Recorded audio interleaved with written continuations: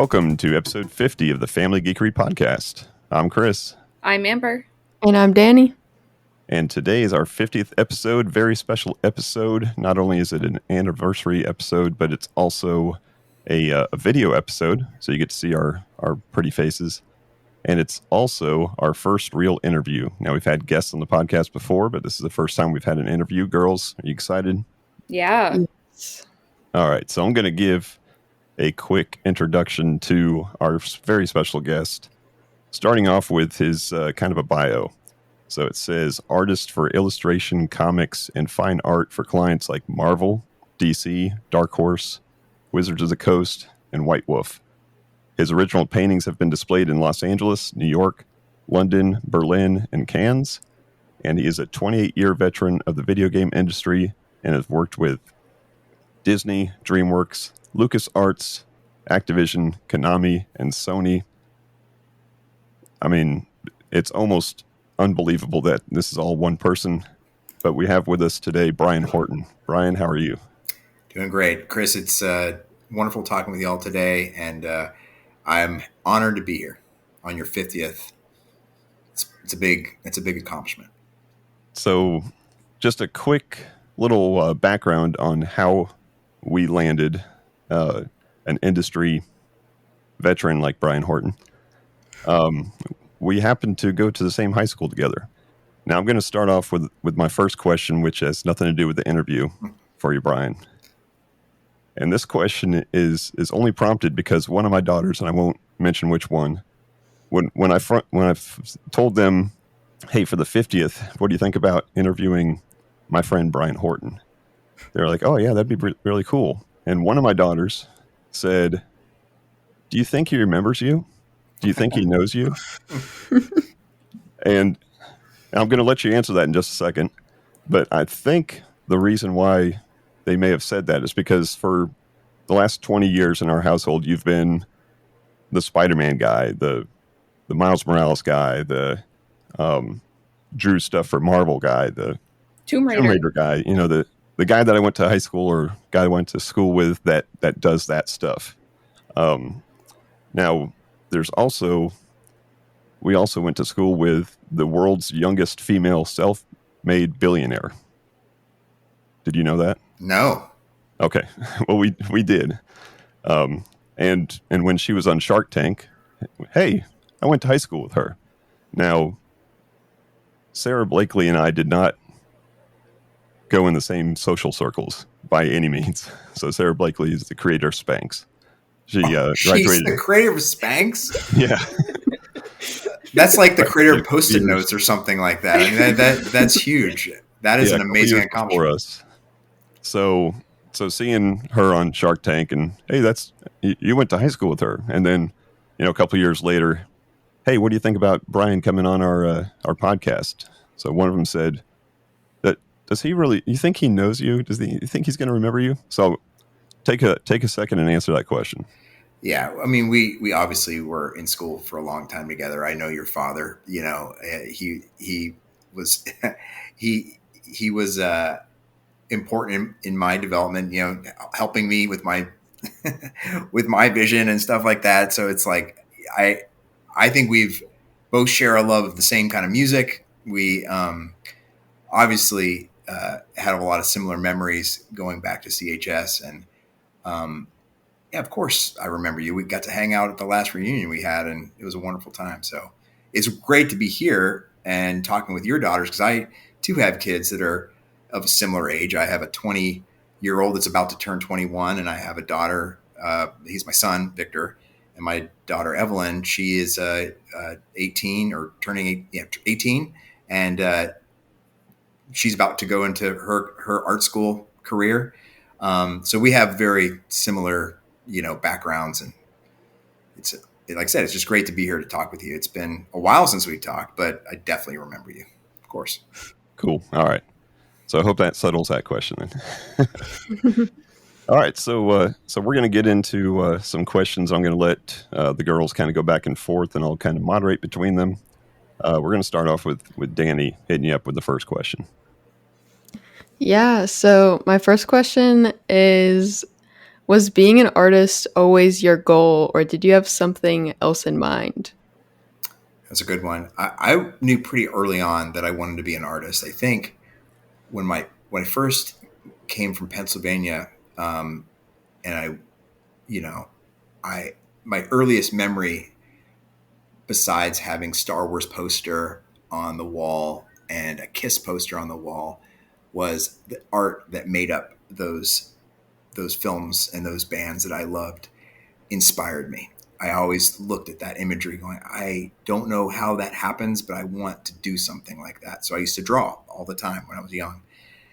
So by the time I got to Florida, I started really taking it seriously. And I had a wonderful teacher named Mrs. Wolf. And I credit her with my career in art because she saw my enthusiasm very early on. And she gave me the tools to actually get into college review process, to actually look at arts, build portfolios, get critiques. And it helped me get the discipline I needed to follow my dream, which was to become an artist and create imagery that, like, similar to the imagery I was inspired by. And I've always loved comic books. I've always loved illustration. I've always loved fine art. And it was pretty much my goal, I would say, from middle school on. The other thing I want to credit, in addition to Mrs. Wolf, who was an amazing teacher, that's unfortunately no longer with us, is my mom, Brenda Horton. She saw my passion for art, and she signed me up into as many classes as she could outside of school. So I had classes in pottery and in watercolor painting and oil painting, just because I had a passion for it. So I had two very incredible women in my life that supported me. And I would be remiss to say I owe a lot of my career as an artist to my uncle and aunt, who helped me with a loan to get into Savannah College of Art and Design. So I had a lot of people along the way who helped me achieve my goal, but it's something that I've always wanted. I just couldn't be more happy with that opportunity I was given to pursue that through my education at Savannah College of Art and Design, and then being hired right out of school at Disney Interactive. So I feel very fortunate to fulfill my dream. That's cool. I was really interested in the answer to that question because I wasn't sure if you knew that you're going to be an artist, but kind of everybody else knew that you were going to be an artist because, in school, if you needed some honest to goodness, like art or illustration done, you went to Brian. And if you needed, there was like two main artists that I knew. If you needed some obscure 1970s cartoon character to be drawn, that you would go to Eric Torgerson. So between you two, you had everything covered in school. So it's kind of weird where everybody knows, hey, this is the art guy, and then what if you became like a plumber or something? So it's really cool to see that you all became what we thought you were going to become. Well, it's important, I think, to always follow your passion. Now, that doesn't mean everyone's going to be a professional at whatever their passion is, but what's great about the world today is you don't even need to go to college necessarily to pursue your passions. I did get a lot out of art school, but there are so many tutorials and stuff on YouTube. Like my daughter, she's learned more from YouTube on how to become an artist than I would have ever learned on my own. And I've just seen her talent blossom, and it's just really cool to see a younger, person that is obviously someone I feel very close to, embrace their own passions for art. And I do hope at some point in my life, and it's something I'm very passionate about, to teach, because if I can pass down some of the lessons I've learned, I feel I owe it to the young artists out there that are interested in learning things and becoming artists, and being able to impart some of that wisdom, I think is part of what I feel. I had so many influential people in my life that made a big difference. And I hope at some point to be an influential person in someone else's career as an artist. Cool. All right. We'll kick it over to Amber for the next question. Yeah. How was it to transition from college into working in the arts? Yeah, that was very fortunate circumstance. So my wife, Susan Horton, who was Susan Johnson at the time, my girlfriend in college, we it was our the summer of our junior year. After our junior year, we all wanted to go to a convention, Dragon Con, which was in Atlanta. And she had a car, and we drove over from Savannah to Atlanta. And I was able to meet this artist named Tom Ang, who is at the Alan Spiegel Fine Arts booth. And they're a collective of artists that I really liked. And I happened to have my portfolio with me, and I showed him my portfolio, and he happened to work at Disney Interactive. He was recruiting. And I was very fortunate to make that connection. If I didn't go to that convention at that time, I don't think I'd be in the video game industry. I mean, it was one of those rare moments that, if you think about it through the lens of decisions, how important that one decision was to go to that one convention. And I had an interview while I was still in my last, because I took summer classes all throughout college. I graduated early, but I was able to get an interview in the fall at Disney, and I had a job offer, and the job offer was to have me working at the end of November. And I basically graduated, and the next day, Susan and I were in a U-Haul taking all of our life from Savannah, Georgia to Burbank, California. And it was the most amazing adventure to be able to transition from college and go right into employment. Because I don't know about you, Chris, but not many parents are in our generation would imagine art is the most lucrative profession to choose and to go to college for. I know there was some doubts of like, can I even make a living doing this? So it was really encouraging to be able to be as lucky as I was to be able to land a job right out of school. And I will tell you that first year at Disney was sort of like the next year of college. I learned so much about digital art and what it's like to work in a professional environment. And a lot of the training and discipline I put myself through in art school translated very well, because it felt like I was with another group of artists that were very similar, just came out of art school. And it was, I would say, a magical time. And it's kind of cliche to say that working at Disney, but it really did feel magical. I was at a place that I loved. Like, I'm a huge Disney fan.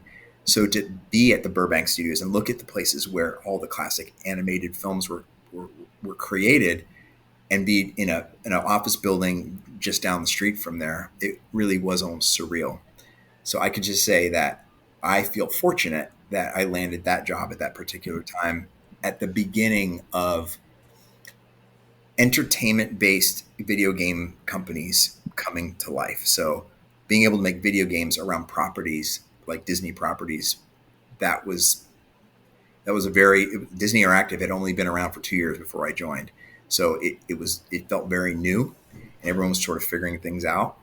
And I've been able to grow with the industry as throughout my 28-year career. So yeah, it was a wonderful transition, and it felt like, even though I never studied for digital art, I felt well prepared to go into it, because they were really looking for people that could draw and paint, and then they taught me the computer side. So that isn't the case anymore. We're really looking for people in the video game industry with computer experience, but I came in at a time that wasn't a requirement. So I feel like I got lucky there. Sometimes right place, right time means makes all the difference. Same exact thing with my career, basically. Very cool. Let's go back to Danny for another question. Yeah, so SCAD was definitely one of my interests. I only knew about it because my dad talked about you and how you went there and stuff. So I was wondering, what was it like going there? And did you face any challenges when you went there? So when I went, I graduated in 91. I went to SCAD in 1991. And I would say that Savannah was at a place that was still fairly new. It had been around a while, but it had been around long enough that it had an established culture and group of people that were there. And I felt that it was perfectly suited for me because it was not too alien. It was, I'm from Florida, and then going to Savannah, it was just it was almost kind of like this cool, classic, it's a town that has a lot of history to it. And I felt like I was learning something a little new and experiencing a different culture, but it still wasn't too far removed from what I knew in Florida. And then what I was really fortunate is who I was ended up rooming with at the dorms, Dimitri Ellingson. He and I became fast friends, and we ended up finding another couple of people who became really good friends. Each of us were in a different major. So Dimitri was in computer arts. I was in illustration. I had another friend, Nathan Conrad, who was into video, and I had another friend, Carrie Kenny, who was into fine art and painting. And we ended up finding a house in the second year of school, and we all stayed together. So we ended up being our own little family of people who were all super excited about being the best in our discipline, but we were all different. So we were almost like complementary skill sets. So as much as the teachers were influential, I would say that group of people that I found made art school more exciting and made it even more rewarding because of the inspiration we would give each other on a daily basis. And of course, the other thing I would say about SCAD, which I wasn't expecting, is I got to meet my wife, Susan, there, who was a photography major. So with all the people that were important in my life, we covered almost every base except for architecture, I think. And I think because Savannah is a small town and you can walk and bike pretty much everywhere, it just felt, it felt homey. Like we just felt that there was a sense of community there that wasn't, I was in this big place. I felt like I was in a smallish school and I got to know a lot of people. I would say at that time, I know Savannah's way different now. It was the perfect place for me to be. And I came out of that program feeling that I had gotten a lot of exposure to illustration and to fine art. And then I took some other classes like computer classes that helped prepare me for the world I was about to go into in video games. Neat. The way you talk about friends makes me want to almost go out and get some. They sound pretty cool. All right, Amber, you've got a question that's right up your alley of interests. Yeah, so I'm a pretty big fan of Magic the Gathering.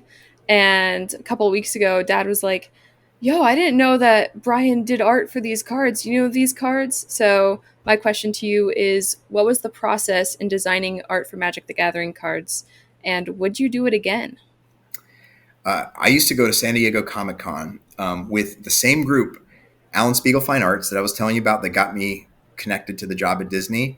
I ended up becoming one of the artists that Alan would represent, right? So we would work the booth at San Diego Comic-Con, and we would meet up with all kinds of contacts. And one of those contacts which is an editor, I can't remember her name anymore, who saw my illustrations and decided to hire all of us for Magic the Gathering cards. So everyone at the Alan Spiegel Fine Arts booth got cards that year. And it was a really fun process. At that time, Magic was huge. I think this was somewhere around 95 or 6 when I did them. I'm a little fuzzy on the dates.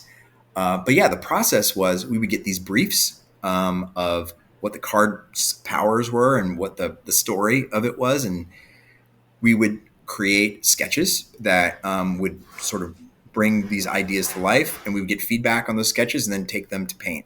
And at that time, I wasn't doing any digital painting. I was doing everything in oil paints. So actually all 4 of the Magic cards I did were oil paints. And I think I know most of them: Razortooth Rats, Miraculous Recovery. That was the only 2 I remember, but I know I had 2 other ones. What I found was by doing them, and I never did any cards after that, but I get calls and emails consistently from people asking me to sign Magic cards. Like, I never knew this was going to be so a part of my life for as long as it's been. And just recently I got a request from Facebook for more cards to be signed. So the process of doing it was a lot of fun. I really enjoyed the illustrations I did because they did mark a time that was the last illustrations I did in oil paint. So I actually had original paintings from. And then after that, I went purely digital with all of my illustrations. So it was kind of a really cool point in my career as an illustrator to get that job. I've described to Amber the way that I remember Magic the Gathering, like in college, walking around campus. Now, I grew up with a bedroom full of long boxes of comics. Me too. I played almost exclusively RPGs on computer, like as soon as I got home from school until I went to bed. So I was like the prime target for that. And I'd walk around campus and see these guys playing and be like, nerds.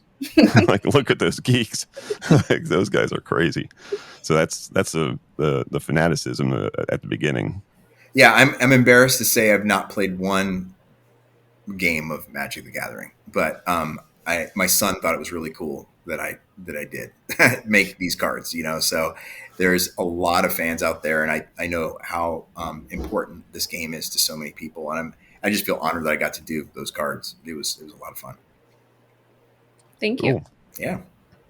All right, Danny, back to you. Yeah, so I know you already talked about your job with Disney right out of school, but did you have any internships or jobs during school?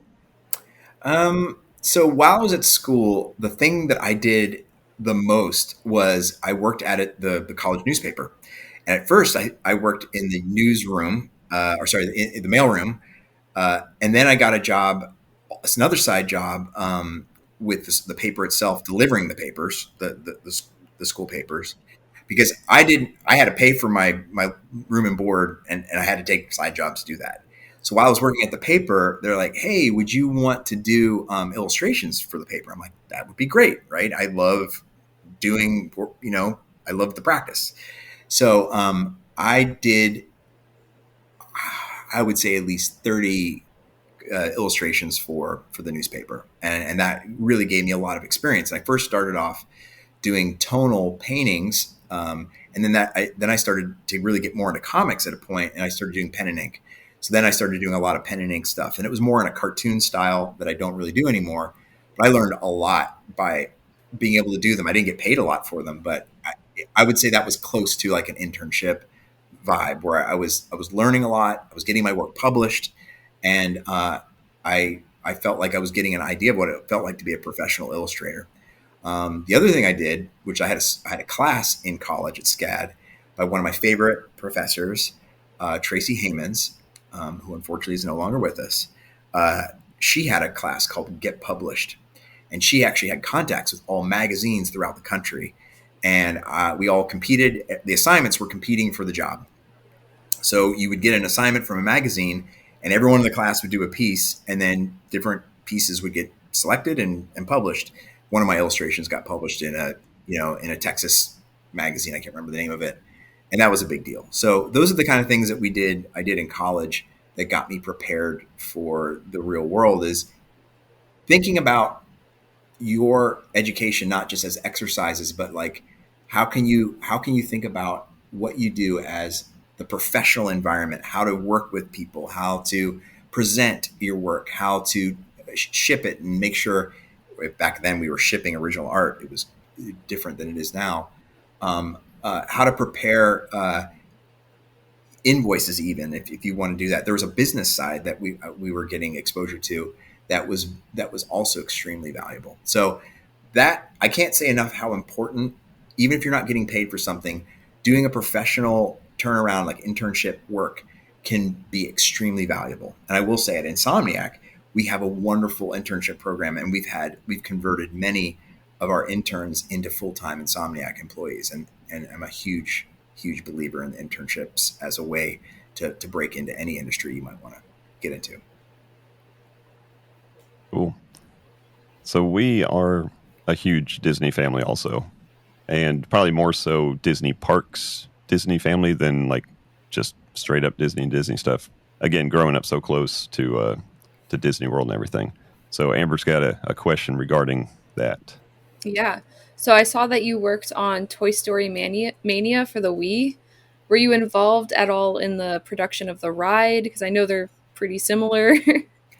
Yeah. So the story about that was The answer is no. The ride had already been created, so our job was creating an adaptation for the Wii. We worked with a studio called Papaya, who was in Orange County, California at the time.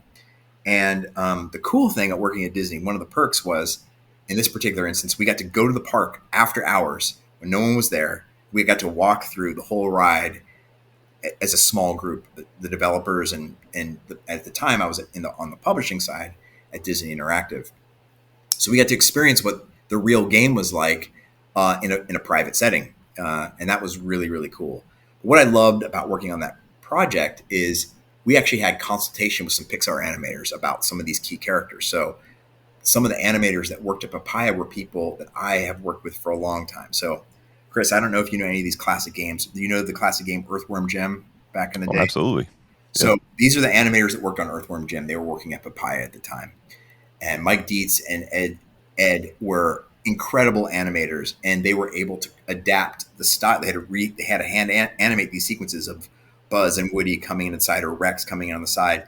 And it felt like we were making Pixar quality animations for a video game, and being able to work with them and work with some consultants who have worked at Pixar, it just felt like this special project. And I've been a huge fan of Pixar from the very beginning. And I worked at my first stint at Disney was when Pixar was created. So I actually got to see Toy Story as a company free trip. And I've just been in love with them ever since. So working on Toy Story Mania, working on Toy Story 3, those were fun projects to work on at Disney. I wish I had something to do with the ride, because I'm a huge fan of that ride over in the California park. You know, I used to go there all the time when we had the Silver Pass. But working on that franchise in particular was definitely one of the high points at Disney. That's cool. I listened to a lot of Disney podcasts and stuff, and retro Disney history type podcasts. And there was a whole episode on that particular ride. And I guess originally it was sold, the concept was sold as the fact that they would every couple of years make a whole new, burn a whole new disc and give it to the parks, and then it would be a whole new thing. And I guess they've only done like one update in the 20 years it's been running or something. Yeah, I don't know if it's gone that long, but it's been at least, I would say, 10 years. And I think it was popular enough that I've never seen an update on it. But I will say the thing that was fun for us making the Wii port of it was, obviously you had the Wii controller, so there was a physicality to it, and being able to create games that weren't in the park ride, that were just specifically for the Wii, that felt fun, right? So, I don't think they have ever updated that, but it is still one of my favorite rides to play, to go out in the adventure park. Yeah. Cool. All right, Danny, another question? Yeah, my next question is, what was your process of becoming a game artist/director? Well, the process really was one of progression. If you think about anything in life, it is one experience builds into the next, and we are often learning things on the job that will help us learn a new skill. So I was learning how to be a good digital artist at first, and then after I got into digital art and understanding that was all in 2D, doing pixel cleanup and things like that on games like Gargoyles. Then I got onto games that I had to learn Photoshop, and I did Photoshop backgrounds. And then that turned into learning 3D and working on the PlayStation 1. I had to learn how to build things in 3D Studio Max with the limitations of that platform. And that just kept growing and growing. As I went through digital art, I would then get into positions where, how would you like to be a leader? And then I started to work as a leader of people, a lead artist. And then I got my big break on a game called Clive Barker's Undying, which was a horror game for PC. And then from there, it really was a progression working on different games. I got to work on Indiana Jones and other big titles as a lead artist until I became an art director.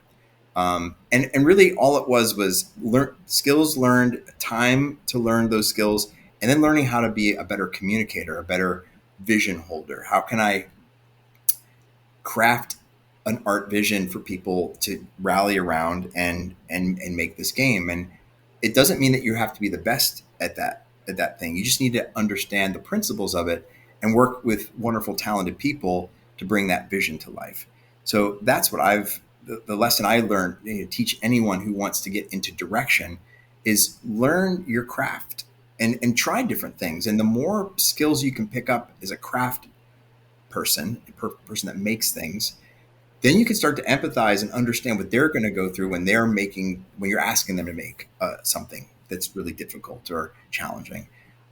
And people skills are everything. Like learning how to talk with people, learning how to build relationships with people, and really having their well-being in your heart, as well as wanting to mentor them and make them better at their craft.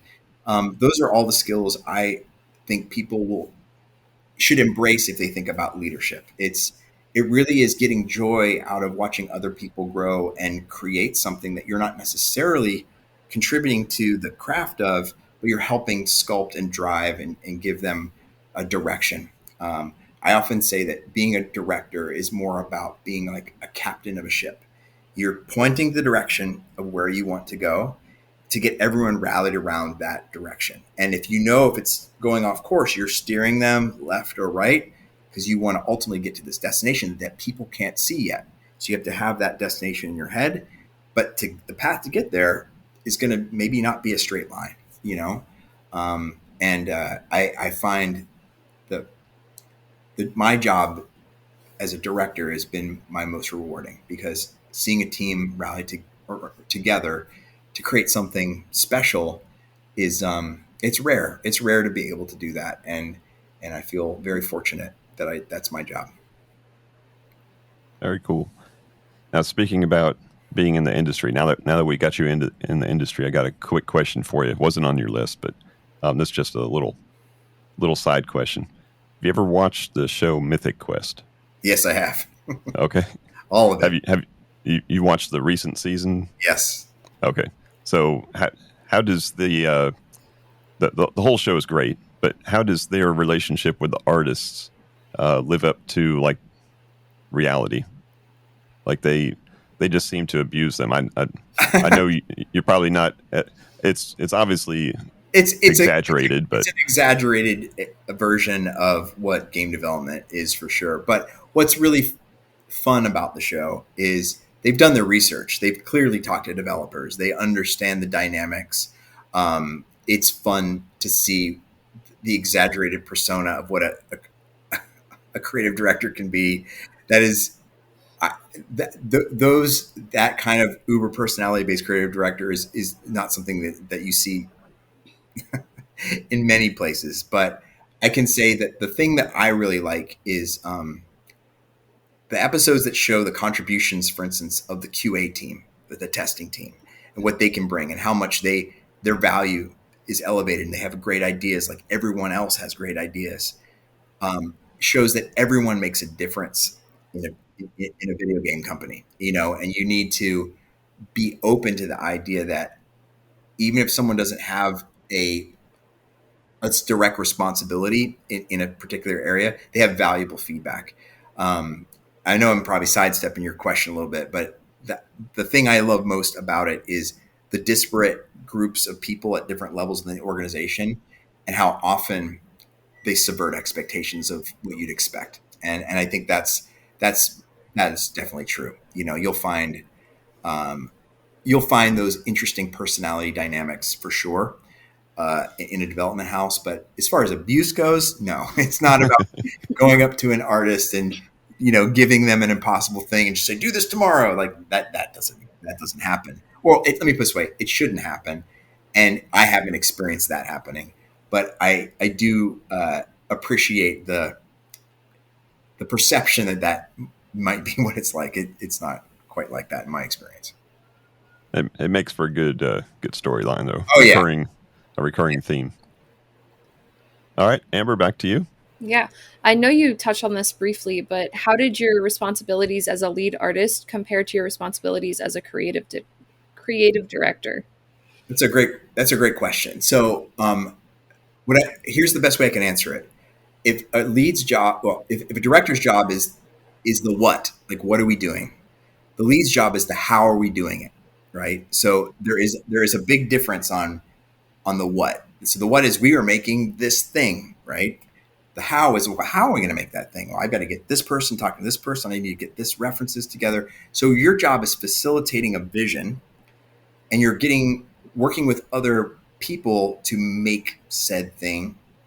And as a lead, the most important thing to do is know the best way to execute that in the least amount of time at the highest quality, right? So that's sort of the vector you're thinking about, is how can we make this thing get done to hit our schedule and achieve the quality bar that we're trying to achieve. And it's a lot of creative problem solving. I mean, I think that's the thing about video games that I would say is every day is a puzzle to solve. It's a meta game, right? It's like video game development is puzzles.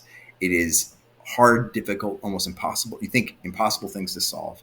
And somehow we figure out ways to do it under constraints, right? Because that's what there always is. There's always usually a time delay or time pressure or a resource issue or a technology deficit. And you have to still find a way to accomplish this goal that the director is asking for. And that's what's sort of amazing about being a lead, is you have to think about, well, how can I do that with these limitations? So that's the big difference. Now, as a director, I'm still responsible for asking for reasonable things to do, not impossible things to do. So that's why I think coming up from leadership allows me to empathize with the thing that I'm requesting. But it is two very important complementary skill sets between the director and the lead. You've walked in their shoes, so you know what's expected. All right, I'm going to keep sprinkling in a couple fun questions in here. Sure. Name one project, some game out there that you've seen that you weren't a part of, that you looked at it and you're like, man, I wish I was on that. Oh, so many. I'll say two big ones and then two smaller ones. So for the smaller ones, I'm a huge fan of this game called Journey, and I wish I could have made a game like Journey. I wish I could have made a game like Inside. Those are the two indie games that I absolutely love, and they affected me on an emotional level, and I wish I had been a part of them, right? And Journey's been featured on this podcast. There you go. It's just, I think it's one of the greatest games of all time. It's like, because it's a poem. A game is a poem, right? If I think about our medium. So I don't know what it meant to you all, but that's what it was to me. I cried. Yep, me too. And then as soon as my daughter got home, I forget where she was. She was at church or something. She got home. I said, sit down, play this game. Come talk to me afterwards. And did you cry? Yeah. Yeah, played it that night. Yeah, I've never played in a game that was that short that affected me that emotionally with no dialogue in it, right? But just the journey of it was spiritual, right? There's something about that game that speaks to life, right? And the moment that makes that game so special to me is emergently discovering when I'm in the cold, frigid area and I happen to be adventuring with someone and we got closer to each other and our mutual body warmth allowed us to move faster. I'm like, oh my gosh, my head exploded at this moment that happened only because video games. Like, you can't have that experience in passive media like film. It was something you had to experience. And I was doing it with someone else that I didn't know their name. I didn't know who they were, but we helped each other journey through life. And that's why Journey means so much to me. And then Inside is just another one of those wonderful games. I'm a huge fan of puzzles, and it's a dark, moody, bizarre game that I absolutely love from start to finish. Now, the big games that I love, that I wish I was a part of, was the first The Last of Us from Naughty Dog. That game means a lot to me. And I happened to be making Tomb Raider the same year they were making The Last of Us. And I was like, we were so proud of Tomb Raider. And then The Last of Us came out, and I was like, oh my gosh, And I'm really proud of working on Tomb Raider. Don't get me wrong. Like, if I feel I wouldn't trade them. I loved making Tomb Raider at the same time they were making The Last of Us, but that game made me want to be a better storyteller, right? So that game for sure. And then I would say the other game that is big that I wish I was a part of is probably either Mario 64 or Ocarina of Time, like one of those early Nintendo 3D games, because that's what blew my mind. Like from going from the 2D to 3D space, this is the possibility of video games. And I've already worked on one of my favorite games, which was Tomb Raider. I didn't work on the original Tomb Raiders, but I worked on the reboots. And Tomb Raider was another one of those games that I always loved. So I got to sort of live that fantasy. I got to make a Tomb Raider game. So that was a lot of different games, but those are the ones that have that I wish I had been a part of. Looking through the list of your IMDb credits, or not IMDb, but the LinkedIn credits, it made me realize that I don't think there'll be, and I could be proven wrong, but I don't think there'll be another generation of artists or video game creators that will experience the same revolutionaryism. I know that's not a word, that your career has spanned. Do you kind of agree with that? I think you're right, Chris, in as much as I got to see a lot of shifts in technology, like big shifts, like seismic ones. We don't have seismic shifts as much anymore, right? Like there's definitely going to be every system, every generation has something new to offer, but nothing like going from 16-bit through to where we're at now, on this generation. That's a lot of different, that's a huge growth in not only technology, but the style of video games and how games have changed, from those days.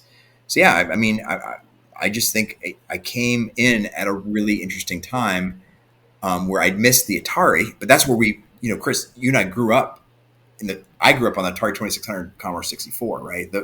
Those are the systems that inspired me. Arcades inspired me. I never thought there'd be a career in it, right? I used to play them. I never thought, oh, I'm going to do that, because it was not like my art brain was more like, I don't know. I just didn't think about how my art aspirations could fit there.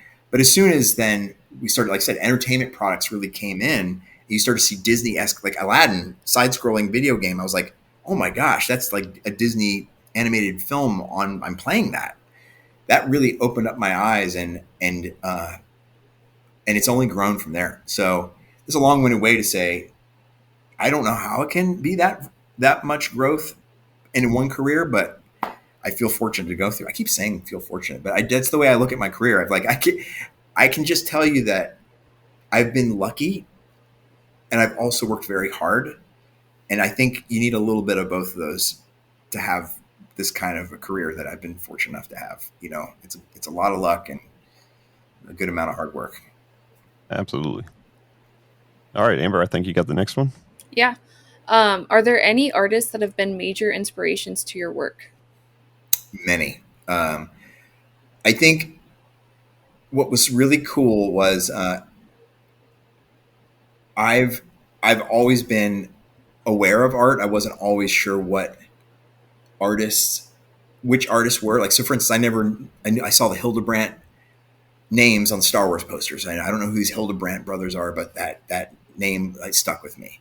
I would say the artist that inspired me a lot was Salvador Dali, and we had a museum for Salvador Dali in our backyard, like in St. Pete. So I could actually go to a museum and study an artist I really loved. And I remember just going there all the time and going, wow, I'm going to take advantage of seeing this art.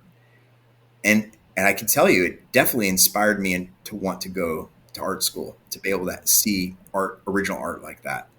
And then there was a bunch of golden age illustrators that I would learn about in college, comic book artists that I loved. So I'll rattle off a few. So golden age illustrators, like I'm a huge fan of Dean Cornwell, who is in the golden age of illustration. I'm a huge fan of Mead Schaefer. I'm a huge fan of, in the fine art world, I got into this artist named Odd Nerdrum. I was a huge fan of the painterly comic book artists that were part of the Alan Spiegel Fine Arts Group: Kent Williams, Dave McKean, John J. Muth, George Pratt. And I got to be friends with them. So I went to college looking up to these people, and then I ended up get to hang out with them and learn from them. And I just couldn't believe that I got to know idols, the people I really wanted to be like in college. And then, I got really into fine art and abstract art, and I just kept opening up my mind to different styles of things. My favorite artist today is probably John Singer Sargent. And I'm a big fan of the 19th century realist painters, and I do a lot of fine art in that, trying to emulate those styles. And I've been a collector of original art for about 20 years now. And I'm very proud to say I have a collection of artists that I absolutely love. I'm going to rattle off a few, which would be my friend Paul Lee here, who is my longtime collaborator, is behind me, Nick Alm, Hollis Dunlap, Kent Williams, I was talking about earlier, a number of other ones I can't think of right now. My world has been is constantly informed by artists that I love, and I am happy to say that I've had art in my life from a very young age, and it's stuck with me all the way to now. I'm going to throw one name at you, and I know nothing about art. I'm going to throw one name because I've always been curious if they're actually a legit, like, respected artist, or if they're like the Fabio of artists. Boris Vallejo. Yeah, Boris is wonderful.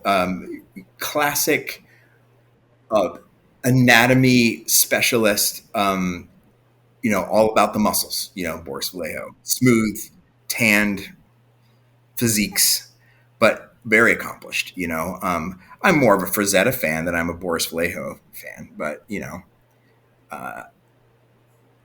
wait, I got that wrong. Boris is, did I get that right? Am I okay? Now I'm second guessing myself on Boris Vallejo.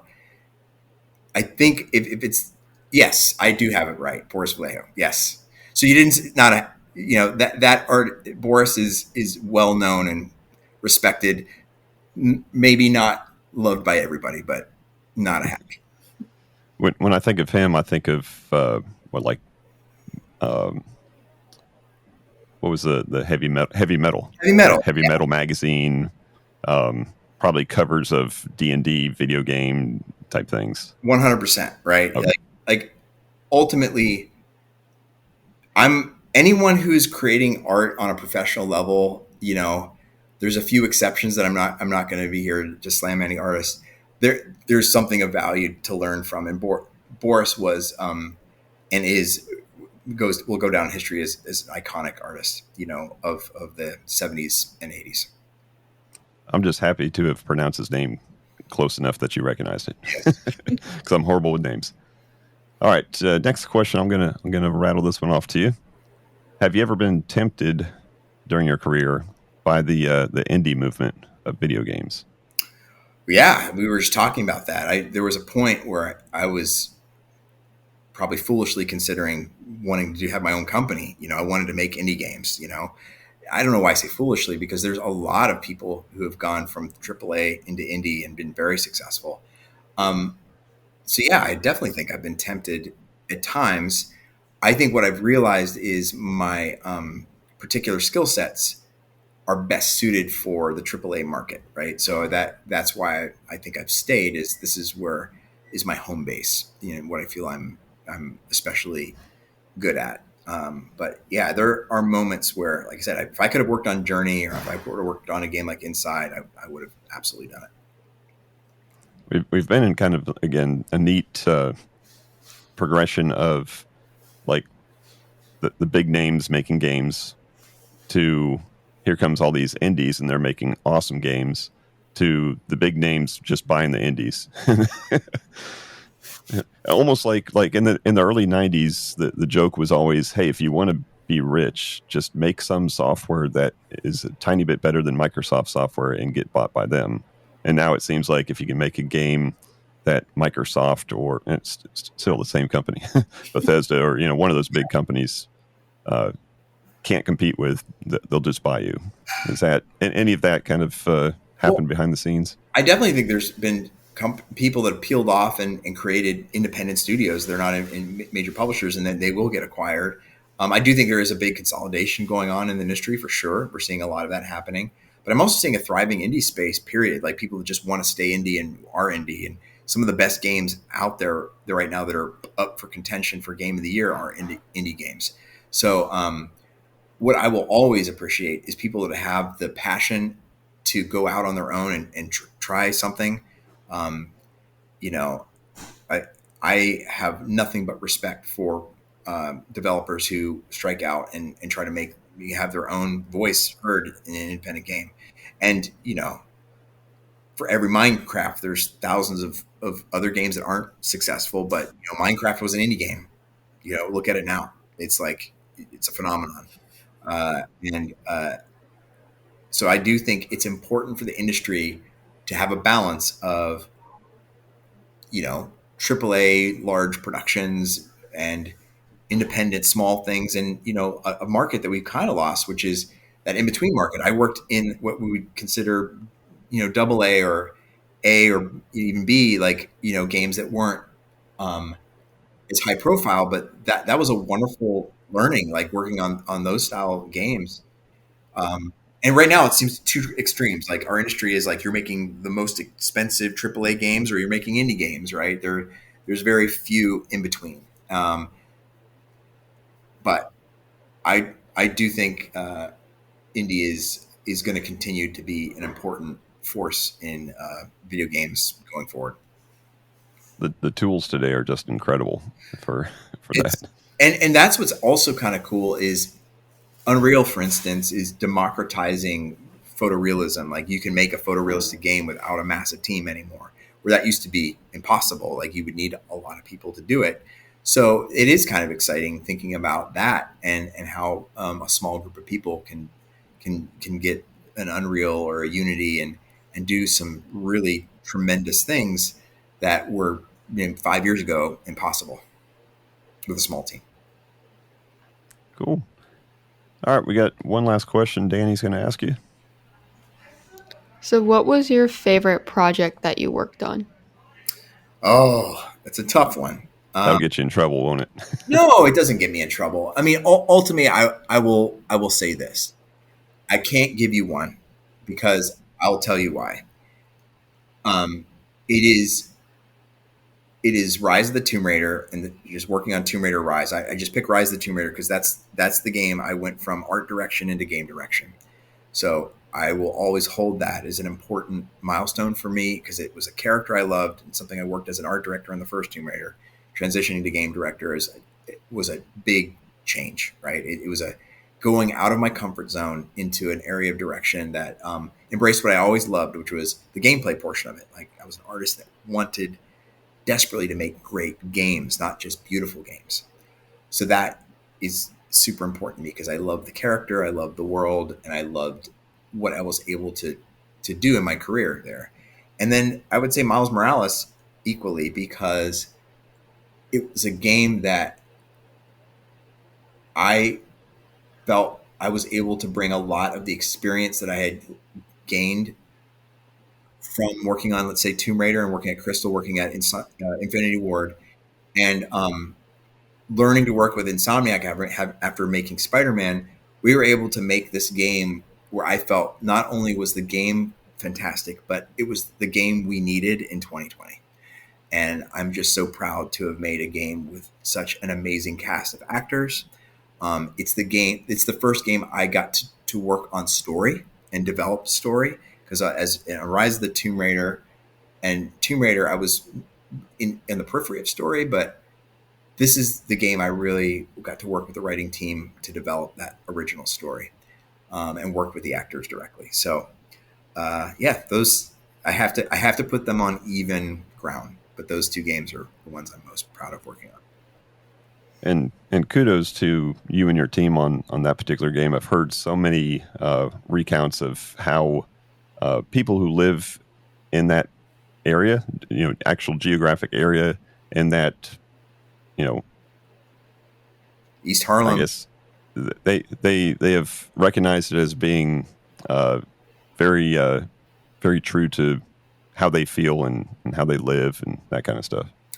Yeah, I mean, I will say the other thing I love loved about working on it. It was the research. The year it was 2019, I think or 2018. I went to go to New York, and I got to spend time there and take pictures in East Harlem and soaking up. I mean, it was a limited time, but I got to spend time there to understand what made, seeing all the beautiful murals and the inspiring culture that was there. And then working with consultants all throughout that production to make sure authenticity was there, that even the food and dishes that were prepared were authentic.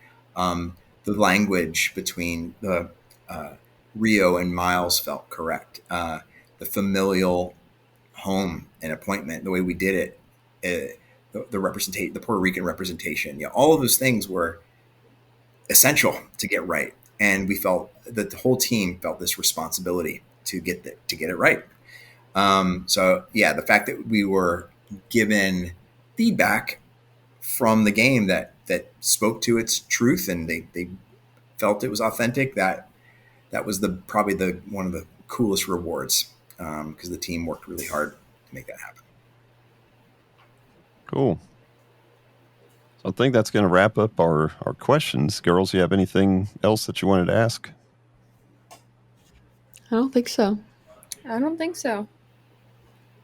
Well, Brian, I want to thank you so much for coming on our little podcast here, talking to our 3 listeners. Well, Chris, I got to tell you, it was wonderful to be invited, and Danny, Amber, thank you for the questions. They were very insightful, and I hope you all got something out of it. I mean, I know I did just talking with you. So thanks for the invitation. Cool. And we'll be looking for a Magic the Gathering type card of the Family Geekery. That'll be your next commission. All right. Well, I've got some Magic cards that'll probably come in your way with clearbacks. I might put a couple sketches on there for y'all if you're interested. That would be awesome. All right. All right, Brian. Well, thank you so much for being on the show. Maybe episode 100 we can come back and talk to you about Wolverine. All right. Sounds good. All right. So thank you as always for listening, everybody. And until next time, peace out, and geek out. Thank you for listening to the Family Geekery Podcast. For more information, visit www.familygeekery.com. Don't forget to subscribe at your favorite podcast provider. And until next time, peace out and geek out.